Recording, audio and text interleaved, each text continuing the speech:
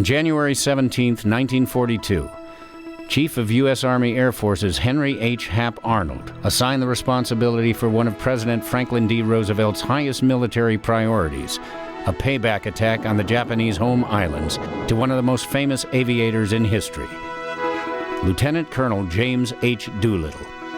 In a mere 66 days, Doolittle had identified the airplanes that could be modified to launch a carrier-based attack some 450 miles from Japan, had assembled the volunteer crews, modified the Mitchell B-25s to give them the range to reach a safe haven in free China after the raid, and accomplished the mapping and charting the crews would require.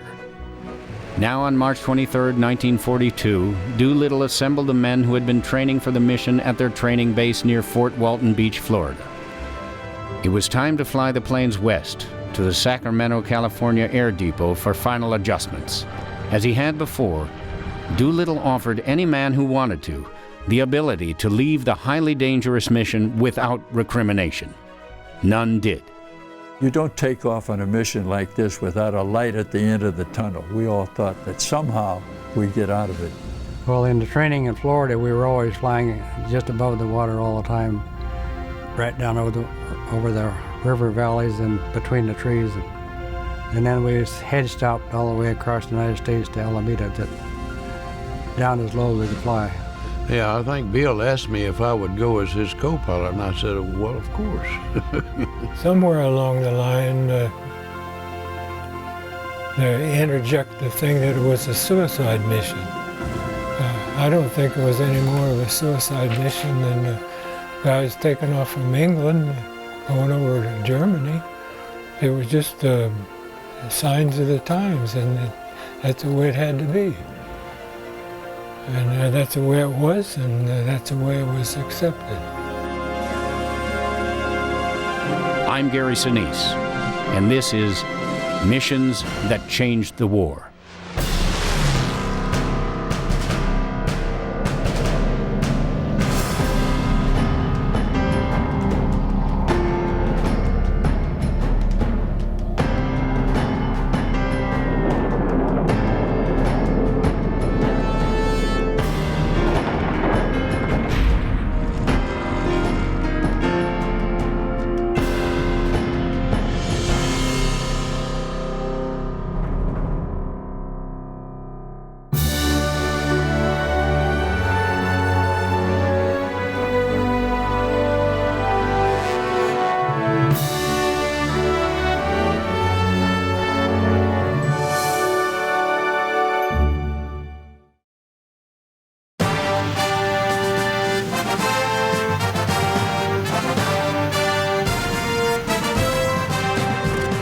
The Doolittle Raider B-25s began arriving at McClellan Army Airfield in Sacramento early in the last week of March 1942. They were already highly modified and carefully tuned aircraft. Doolittle arrived at the air depot on March 26th. He made it clear that no one was to tamper with or remove anything from any aircraft. There were specific tasks to be performed by the civilian personnel at the depot. New propellers were to be installed. 60-gallon gas tanks, not already installed, were to be fitted where the lower turrets had been removed.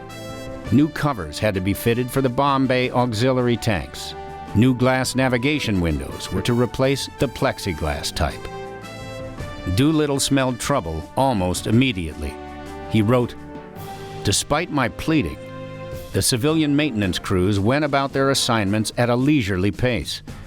This naturally made me very angry. I told my crews to stay with their planes and watch the work being done." Ted Lawson was the pilot of Raider Airplane No. 7. In his now famous book, 30 Seconds Over Tokyo, he wrote, "All of us were so afraid that they'd hurt the ships the way they were handling them. Yet we couldn't tell them why we wanted them to be so careful. Yet we all kept beefing until Doolittle got on the long-distance phone, called Washington, and had the work done the way we wanted it done." And he called General Arnold in Washington and told him, in effect, build a fire to these guys for me because they're not answering my feelings for urgency, and well, they got the message from General Arnold directly, but it looks as though at least one aircraft, the one that went to Russia, was the one that had the difficulty with carburetors. The technician that was checking it says these things are way out of whack. They're too lean, and they've got to be enriched. And so he changed them. And that apparently is the airplane that had to go to Russia because of fuel overburn. On March 30th, just 2 days before the raiders were due aboard the Hornet, Doolittle said he would be going into San Francisco to have dinner with his wife, Jo. She had been in Los Angeles visiting her ill father. Coincidentally, Doolittle had also received a message to meet that evening with Admiral William Halsey. Halsey recalled, "Our talk boiled down to this. We would carry Jimmy within 400 miles of Tokyo if we could move in that close. But if we were discovered sooner, we would have to launch him anyway, provided he was in reach of either Tokyo or Midway." With a word from General Arnold, the pace of the work of the Sacramento Air Depot picked up. But when an exasperated Doolittle was ready to depart for Alameda to put the planes aboard the USS Hornet, a maintenance officer presented him with a form for evaluating the work that had been done. Doolittle hastily scrawled the word "lousy" across it and stalked off for his B-25. The young officer turned to Doolittle's second-in-command, Jack Hilger, and shouted, "Who does that guy think he is? He's heading for a lot of trouble." "He sure is," Hilger answered. "He sure is." Doolittle had originally requisitioned 24 B-25s for the mission. 2 had fallen by the wayside during training at Eglin Field. 22 airplanes were now bound for the dock at Alameda to be loaded aboard the Hornet. But the room on the deck only allowed for 16 planes to take off. Doolittle had decisions to make. It was interesting how he did that. As each pilot taxied his plane up to where Doolittle was standing, the boss would shout up to the pilot, "Is everything okay with your plane?" And not knowing what an important question this was, if the man says, "Well, my left engine is a little rough," that's all it took. And that's how they eliminated 4 planes. Now, the crews themselves were put on the carrier with us and went across the ocean with it, probably first for security reasons. But actually, as we went across the Pacific, Doolittle had the ability to make some personnel changes that he would have liked to have made and wouldn't have been able to make without these extra crews. On our way to Alameda, our plane flew under the Oakland Bay Bridge. And we got to Alameda and looked down. There was an aircraft carrier there with 5 or 6 airplanes on the deck. So we landed and taxied right up to the dock, right beside the carrier. Then he used 3 eye bolts to screw into the top of the airplane and then used that to hoist the airplane up onto the deck of the carrier. And I had to be in the pilot's compartment to set the brakes when they set down on the deck of the carrier. So I didn't walk aboard the carrier. I didn't walk off out either. Well, as the number of airplanes took up more and more of the deck, it became very apprehensive on how much of the deck was left for us to take off from. But we had taken off from a dry runway in the same distance, fully loaded, at Eglin. And in the actual takeoff, we had the carrier speed wind, we had the natural wind, and I think most of us were pretty confident we could get off. As a matter of fact, Colonel Doolittle wrote in his final report that a night takeoff would have been possible. On April 1st, 1942, the men of the Doolittle Raid walked aboard the Hornet. Waiting for them on the ship was the Navy pilot who had trained them on short-field takeoff techniques at Eglin Field, Bill Miller. "I was proud of those fellas that day," Miller recalled. As each man came aboard, he saluted the national ensign and then the officer of the deck and said, "Sergeant," or "Lieutenant," or "Captain, reporting for duty, sir." At 3 p.m. on April 1st, the Hornet unmoored from the dock in Alameda and moved to berth number 9 in San Francisco Bay. The Doolittle Raiders were getting settled aboard the ship. Well, they treated us pretty well.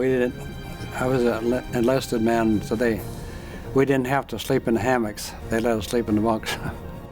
Doolittle called the raiders together.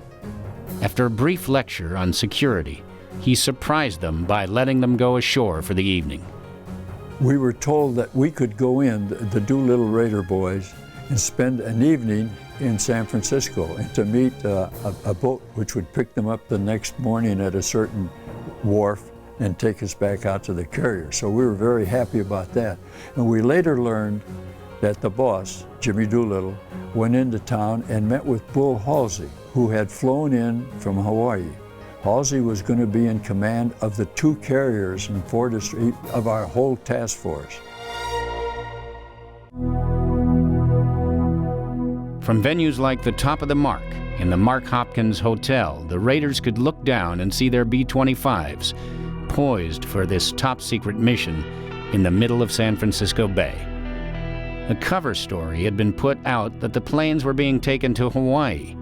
The raiders might not have known exactly what they were headed for, but they were reasonably sure it was not Waikiki Beach.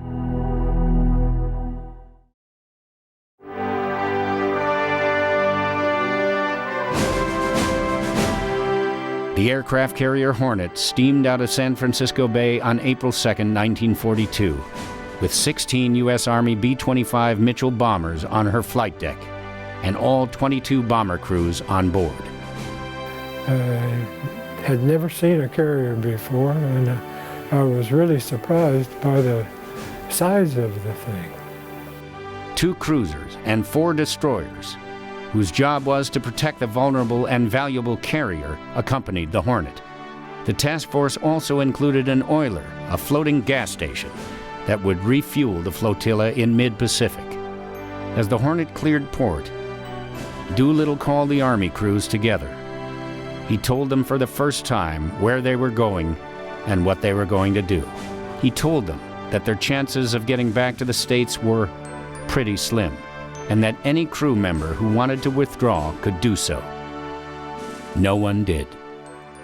The Hornet was America's newest aircraft carrier, and her crew was as green apples. But they were eager for action. Their skipper, Captain Pete Mitchell, had ordered the words, "Remember Pearl Harbor," painted on the Hornet's smokestack. When we first got on the carrier in San Francisco Bay, we were very tight-lipped. We had been told, of course, don't tell anybody anything. Now here we were getting on this nice brand new carrier, and these Navy boys were naturally very curious. They wanted to know what this was all about and where we were going. And we, of course, wouldn't tell them. We had strict orders not to tell them. And they were very unhappy with us. I think most of them thought that this brand new carrier was going to be used to transport a bunch of Army boys in their planes to probably Hawaii. They didn't like the idea at all. On April 4, 2 days after the task force left San Francisco, the bosun's whistle sounded aboard the Hornet, and Captain Mitchell made an announcement over the ship's loudspeakers. "Now hear this. The target of this task force is Tokyo. The Army is going to bomb Japan, and we're going to get them as close to the enemy as we can. This is a chance for all of us to give the Japs a dose of their own medicine." Mitchell's message was sent simultaneously by semaphore Morse code to the rest of the task force. There was wild cheering on every ship. And from that time on, the Navy and we got along very well. The big cheer went up, and they were, of course, very happy to hear what we were going to do. And they got so friendly then that they invited us into their poker games. And most of the Doolittle Raiders took off 18 days later, flat broke. We left our money with the Navy boys.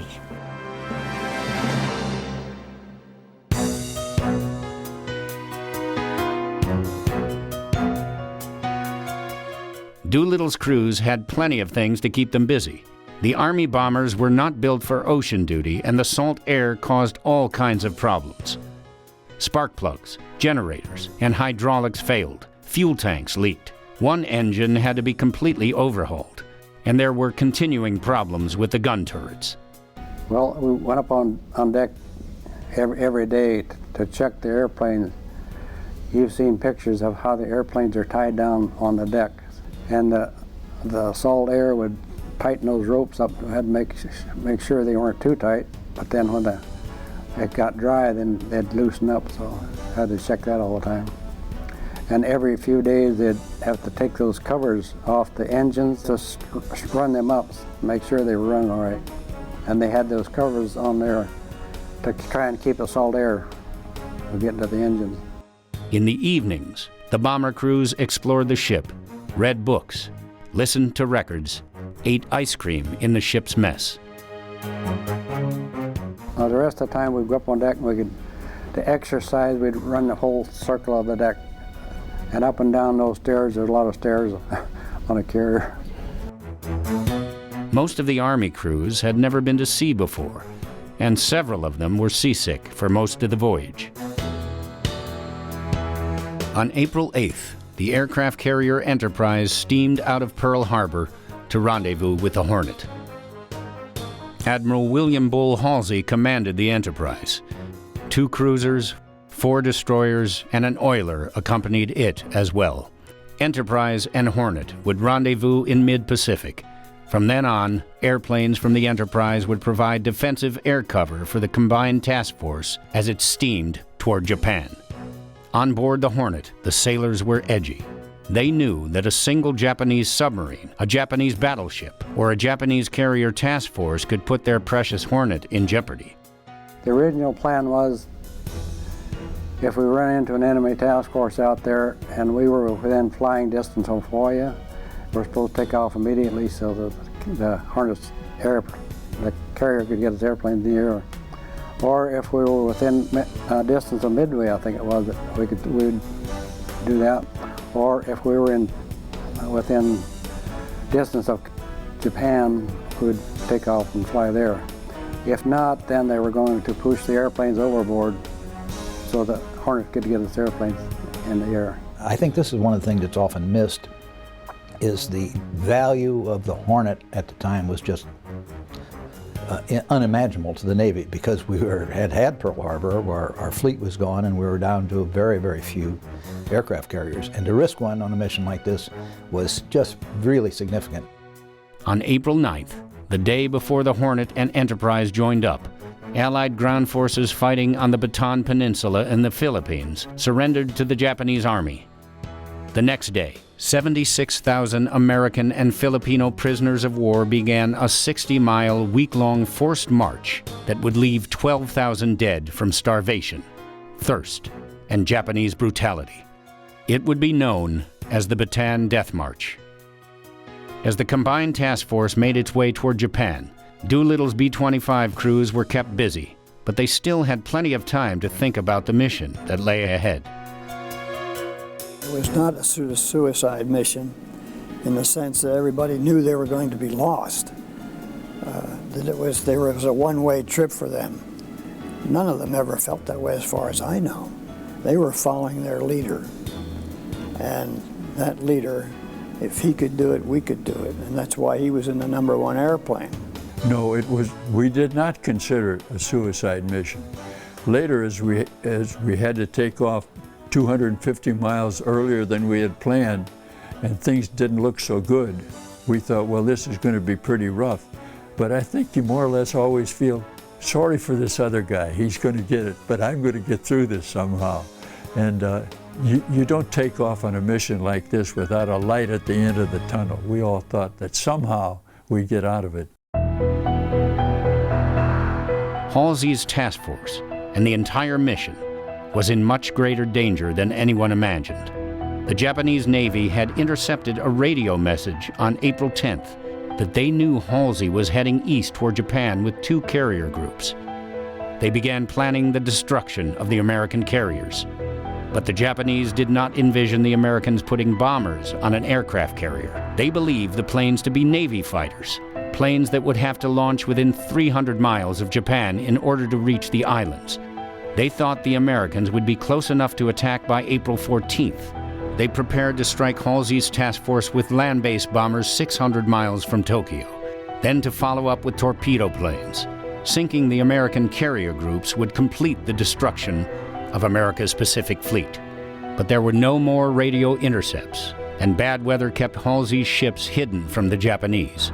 When April 14th, the expected invasion date, came and went, Japanese officials relaxed and assumed Halsey was headed somewhere else. At 3 in the morning on April 18th, radar on the Enterprise picked up 2 small ships about 12 miles ahead.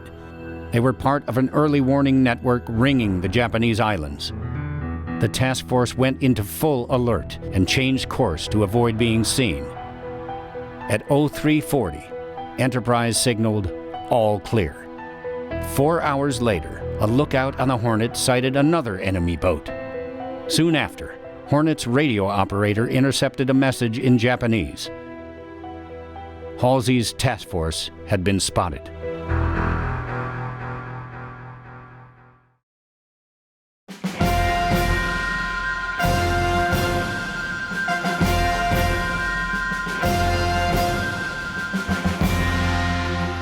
April 18, 1942 dawned bright and clear in Tokyo.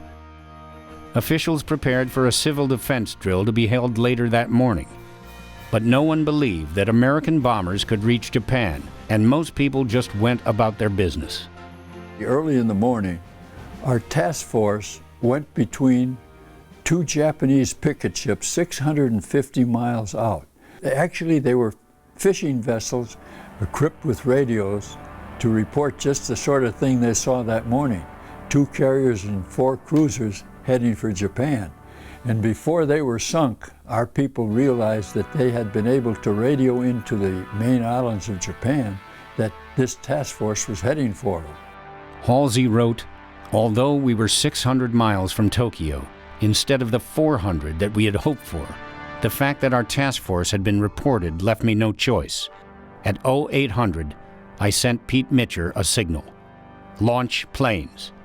And to Colonel Doolittle and his gallant command, good luck and God bless you." Halsey ordered the cruiser Nashville to sink the Japanese picket ship, the Nito Maru. In rough seas, Nashville's crew fired 924 6-inch shells, but scored just 1 hit on the picket boat. The Japanese raised a white flag, and their ship promptly sank. Early in the morning, most of us were probably below deck. We could hear that the guns going out. And then almost immediately, it seemed like they announced over the speaker that Army pilots man your planes. So they had to pack up our bag and get up to the airplane as soon as possible. Like everybody else, it was around, I think, 6 o'clock when we got up. Some of us were down in having breakfast. The first real notification was when the Nashville opened up on the Nito Maru. I, for one, wanted to make sure that I arrived at the airplane before Colonel Doolittle. Well, I was the second lieutenant and he was lieutenant colonel, and I didn't want to get verbally lambasted for being late. And the other thing is that I wanted to get up in the airplane and go through the checklist and have a lot of the things that I could do that he wouldn't have to worry about. We're pretty much in takeoff position when Colonel Doolittle came. Doolittle called all the crews on deck and went over their instructions one more time. He offered the men one more chance to step down. There were no takers. Several backup crew members begged for a chance to take someone's place on the mission. Again, no takers. One of the backup pilots did find a place on the mission. Robert Height's plane had been left behind at Alameda in San Francisco. I always thought that Dad was co-pilot of Plane 16. Well, originally he was pilot of one of the 4 planes that couldn't fit on the aircraft carrier, and that Bill Farrow apparently didn't get along with his co-pilot, or his co-pilot decided that he didn't want to go, and Bill came and asked my father to fly with him. Robert Height, co-pilot of plane number 16, would be captured by the Japanese and would spend 3.5 years in captivity.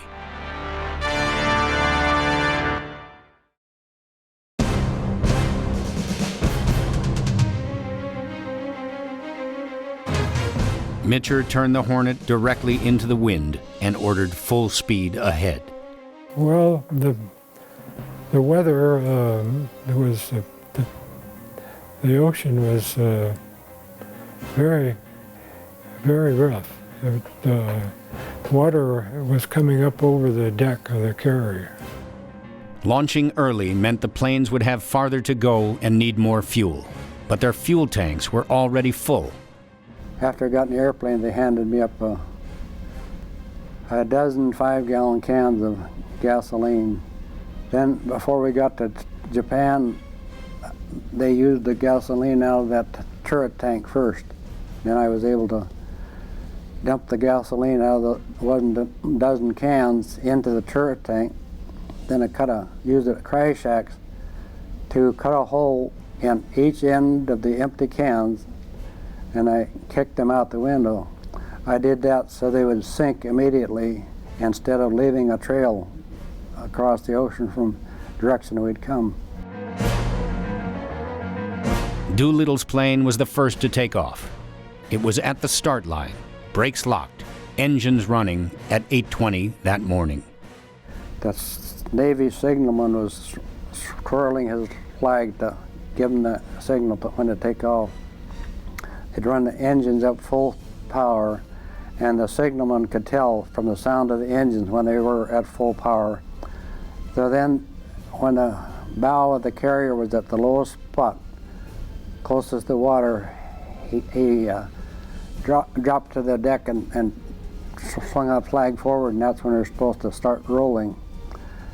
Then by the time the airplane got to the end of the bow, or the top of the bow, the bow of the carrier was as far as from the water as it could be, so that gave them that much distance between the water and the bow of the carrier. I was in plane number 9. There was probably 200 feet or more of clear deck ahead of us, but each one of us were pulled up to that same line. We all had 400 feet to take off.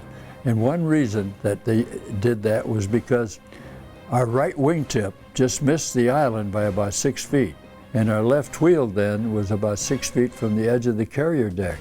So if we veered to the right or left in a longer takeoff run, we might hit the right wing or the left wheel overboard. So we all took off from the same place, and we all got airborne as planned. And it was a little exciting at first, but plane number 9 that I was on, by the time it was our turn, we were feeling pretty brave about the whole thing. 8 planes had successfully negotiated the takeoff ahead of us. But I would bet that the average flight time for the pilots on the mission was probably about 500 hours, and in the B-25 maybe 100 hours. So they were, by modern standards, terribly undertrained. But by their standards, they were good. They were proficient. They could fly instruments. They could fly formation, and they knew the nature of the mission. I think that all of them went in knowing exactly what was at risk. Their lives were at risk, but it was worth it. It was the mission they were assigned to do. In his autobiography, Admiral Halsey wrote, "The wind and sea were so strong that morning that green water was breaking over the carrier's ramps. Jimmy led his squadron off. When his plane buzzed down the Hornet's deck at 08:25, there wasn't a man topside in the task force who didn't help sweat him into the air. One pilot hung on the brink of a stall until we nearly cataloged his effects, but the last of the 16 was airborne by 0924.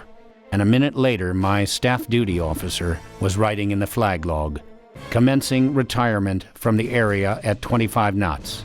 Here, let me say that in my opinion, their flight was one of the most courageous deeds in all military history."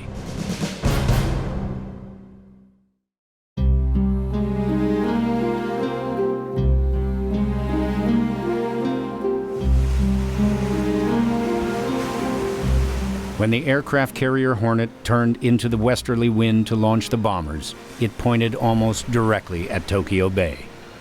Now, each plane went in on its own. It takes gas and time to form in formation. So each plane was on its own. We didn't have gas to waste in getting together in formation. So we were about 4 or 5 minutes apart, which meant that in most cases, we never saw another B-25 on that day.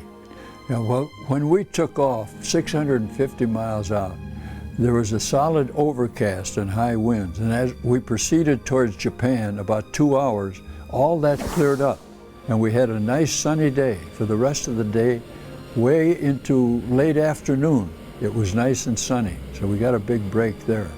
But we went in right on the deck so the radar couldn't pick us up so easily. Flying inbound to Japan, they had no idea of what the Japanese intercept capabilities were. They knew that they had been detected, and so they were obviously cautious. The technique would be to fly low and fast, but the faster you go, the more fuel you use. So they had to compromise in their cruise control techniques to fly a reasonable speed to get them over Japan and subsequently over China. I think that the average pilot flying it was probably exhilarated because it's fun to fly at relatively low levels. And the average co-pilot was probably concerned, A, that he wasn't getting enough stick time, and B, that he had to make sure that the engines weren't getting too hot because he's running the mixtures too lean. The mixture is extremely important when you're trying to get mileage out of your airplane. You don't care anymore about speed particularly, you're caring about getting a distance out of the engines. So they all practice cruise control in that sense. The fuel situation was made even worse by the additional fuel tanks, one in the belly and one over the bomb bay of each bomber. The tanks had been poorly designed and poorly built, and they leaked from every corner and from every connection. On every one of the 16 planes, fuel critical to the mission was leaking away. Once they were off the carrier, the crews faced about 3.5 hours of flying time to Japan. They were barely flying, 150 to 160 miles per hour, just above stall speed. They were flying 15 to 30 feet off the water. As the excitement of the launch wore off, they thought about the mission ahead. Most of the crews agreed that they didn't have enough fuel to reach China. Aboard plane number 9, navigator Tom Griffin calculated just how far their fuel would take them. And our best calculations were that after about 5 hours we were going to run out of gas and we were going to be short of China by about 100 to 150 miles. So I think all of the planes made some kind of a decision. In our plane we thought, well, we're going to be running out of gas. If we see a ship, we'll ditch next to it and they'll take us aboard. And if it's a friendly ship, fine, we'll sail off with them. If it's an unfriendly ship, we each had 45s, and we'll pull out our 45s and take over the ship. Those, you have to have a light at the end of the tunnel, and that was the light we had. Spread out over some 500 square miles of open ocean, the 16 bombers were heading for targets in Tokyo, Yokohama, Yokosuka, Nagoya, and Kobe. The Japanese people had been told that they were invulnerable. Months of victories had demonstrated that destiny, the gods, and military might were on the side of the emperor. Above all, they believed their homeland was safe from attack.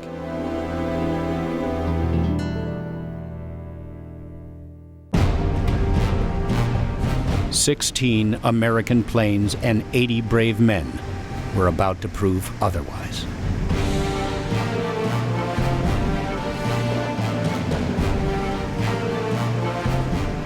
Dick Cole was the co-pilot of plane number 1, which was piloted by Colonel Doolittle. We launched at about 8:20 in the morning.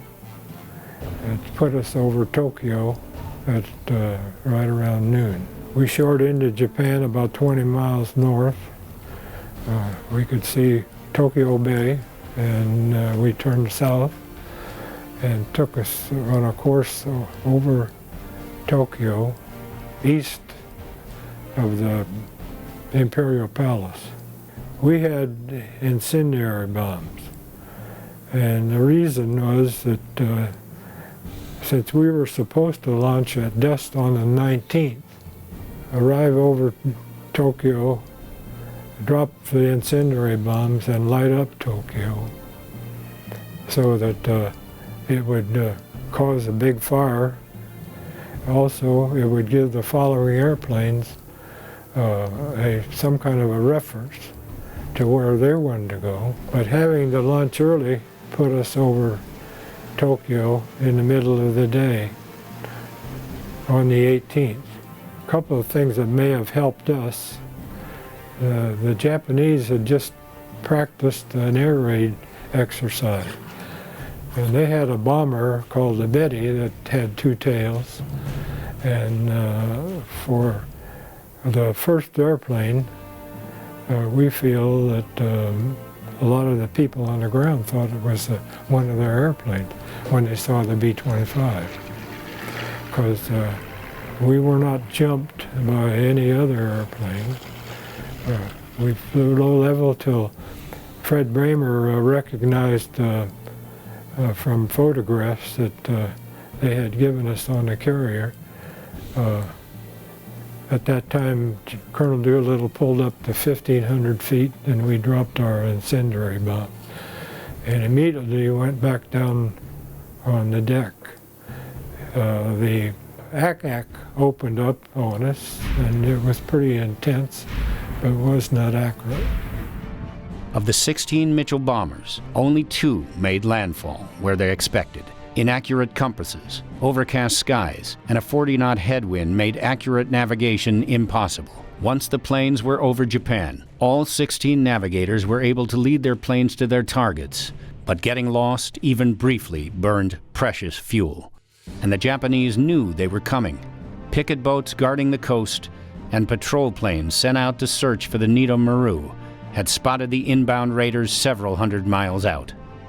When we were over Tokyo, we had counted 37 airplanes above us. And they did not see us. Civilians who saw the Mitchells mistook them for Japanese planes. The morning air raid drill had been ignored by most of the populace, and they assumed that the low-flying bombers were just part of the exercise. As we came over the coast, it was Saturday, right at noon, beautiful day. There were a lot of people on the beach. They were waving to us, and we were flying so low I could see the expression on their faces. They were cheering. I'm sure they thought we were Japanese airplanes. We followed the Japanese coast all the way southwest until we got to the tip of Japan and then headed west to China. Plane number 8, still burning too much fuel, hit its target, a factory north of Tokyo. As they sped away on the deck, pilot Ski York, co-pilot Robert Emmons, and navigator Nolan Herndon discussed their options. The Russian city of Vladivostok was 600 miles north. Although Doolittle had ordered that no one land in Russia, the crew of plane number 8 felt they had little choice. York turned the bomber north. And when we got over the city of Tokyo itself, we went in at rooftop level till we got to what we call our initial point, where we pulled up to 1,500 feet to make our bombing run on our assigned target. Plane number 9 happened to just fly right over Hirohito's house at about 50 feet. And then we proceeded down to the northern section of Tokyo Bay and headed across to bomb our target, which was a factory in the Kawasaki district of Tokyo making tanks. And we made our bomb run. The bombardier in the nose and the top turret gunner could see what our bombs did. The pilot and co-pilot and I couldn't tell, so we had to take their word for it. But they said that we really flattened that target. There was flak in the sky everywhere, and there were Japanese Zeros flying around. And we went in right at rooftop level, which made it very difficult for them to attack us. And they had flak towers, and they had to depress their guns to shoot at our people. And I actually saw their shells exploding in the street as we went across the city as they were shooting at us. Despite clouds of anti-aircraft fire and swarms of Japanese fighter planes, all 16 Mitchells hit their targets and raced away undamaged. Getting lost on the way in had an unexpected benefit. The bombers hit Tokyo from every possible direction, and the Japanese defenses were thrown into chaos.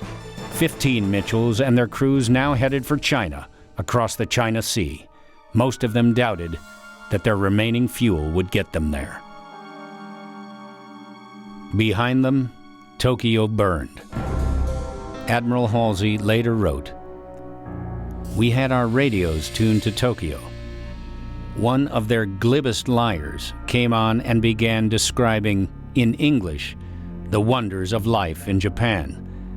Of all the warring countries in the world, he said, Japan alone was free from enemy attack. It would continue so. Indeed, Japan was blessed among nations." And right there, we heard the air raid sirens. Jimmy's boys had arrived.